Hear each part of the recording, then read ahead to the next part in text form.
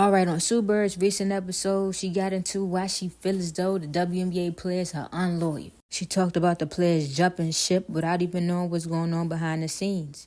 I feel as though from the players' perspective, they like enough of that behind the scenes. We want to say it right now. We asked you, you didn't do it, now we're going to go do our own thing. She even talked about during her time as a player, the W still had things they needed to work on. And when you make statements like that, to me, from an outsider looking in, it's kind of contradicting.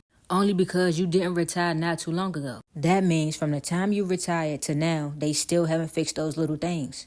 And during your time, you only had the W and overseas as an option. To me, that makes your opinion a little biased. And I'm pretty sure if you had all these opportunities, making money straight out of college, 3 or 4 leagues as an option to get paid top dollar, I'm pretty sure you would have jumped ship too. And if I'm being honest, it looked like a lot of the vets that's joining Project B or even Unrivaled are creating their exit plan. For the first time ever in women basketball, we'll see the most millionaires straight out of the gate. And this is what we need to see moving forward. But anyways, that's enough of my spiel. Let's check out this episode.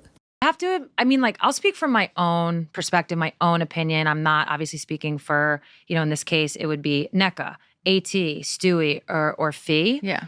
But I just think when the WNBA is healthy and successful, everything else funnels from that. And I think that part of it sometimes gets lost in these conversations. And we just said the money talks and people follow the money. Absolutely.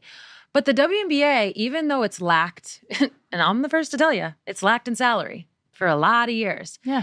It hasn't lacked in some other things.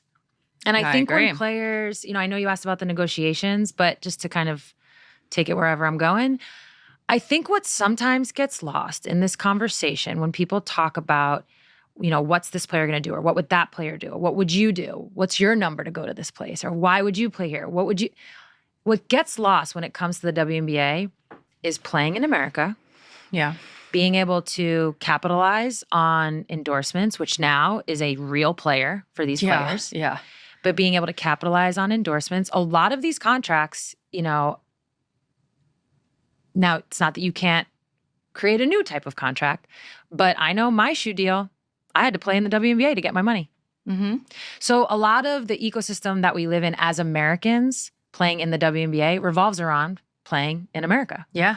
And so I just think that it's the center of the universe for sure. And another thing that gets lost, if there's not a league, if we be dramatic in the US, do Americans care about what's happening overseas? I don't know. That would be I guess, hopefully we never have to find out. But no. The other thing that I don't think gets talked about enough when it comes to people trying to guess what players would do. First of all, it's such an individual decision based on your finances, based on your life, where you are, how old you are, all the things.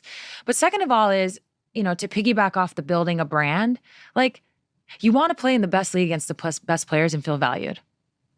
And speaking for somebody that played in Russia, we played in EuroLeague and there was stakes to those EuroLeague games.